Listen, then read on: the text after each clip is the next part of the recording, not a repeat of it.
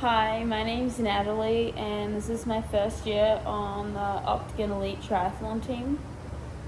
This past weekend, I was lucky enough to kick off my 2024 season in Claremont, Florida, at the Claremont Draft Legal Cup Elite Development Race.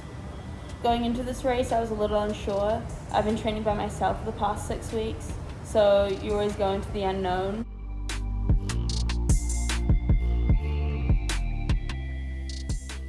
I'd say the build up to this race was relatively decent. I was pretty consistent on the bike and the run, I would say. My swim, I ended up hurting my shoulder at the beginning of January, which took me out of the pool for about 3 weeks. So that was a little bit unfortunate, which had me kind of concerned going into this race. But it didn't seem to bother my performance too much, so I'm pretty happy with that. Traveling to the race was pretty smooth. I couldn't say it could get much smoother, which I'm really lucky. I flew from Grand Junction, Colorado to Orlando, Florida, in which I met my mum there, who is my chaperone for the weekend.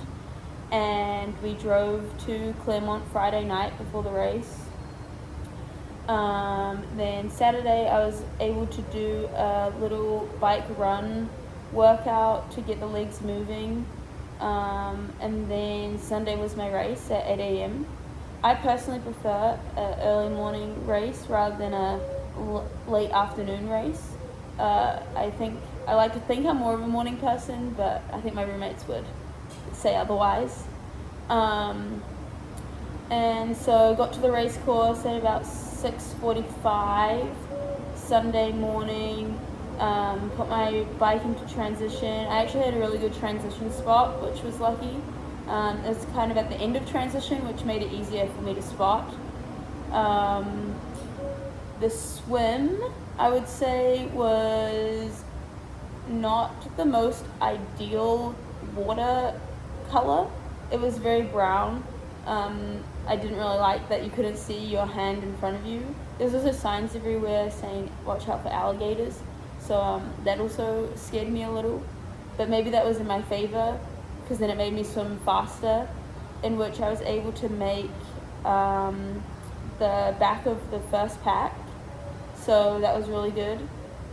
And so I knew I had to have a faster transition in order to get my spot in the front pack on the bike, in which I was pretty successful, I would say. So going onto the bike, it had rained right before our race start, so the turns and the road conditions were a little slippery, which did cause for a lot of the girls to have crashes. So I knew that I had to be in control at the front of the race. I'm much better at cornering when I'm leading the pack rather than being behind someone else's wheel that I'm not 100% sure of.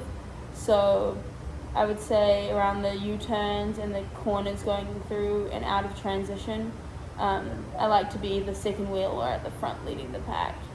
Then going into transition for T2, I do like to also be at the front. So I got off the bike and was able to get into transition first. And I knew I had to have a fast transition to keep that spot, because I knew a lot of the girls in my pack and the second pack are faster runners than me, so I knew that I had to go onto the run strong and just try and hold them off as long as I could.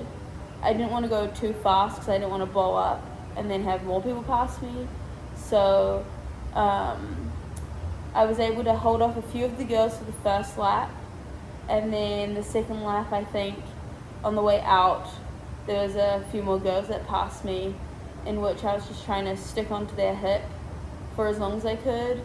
And then I was lucky enough to come in 10th overall. And so for the first race of the season, I'm pretty happy with that. Considering the build-up and everything, I know that there's a lot more that I can improve on, but I would say this is probably the longest season I've had going into 2024, so I'm excited for what I can see on what I can improve over this season, and I'm really excited to represent Octagon Elite this season for 2024, and hopefully for more to come. But overall, I'm very pleased with how the first race went, and hopefully the season can just go up from here.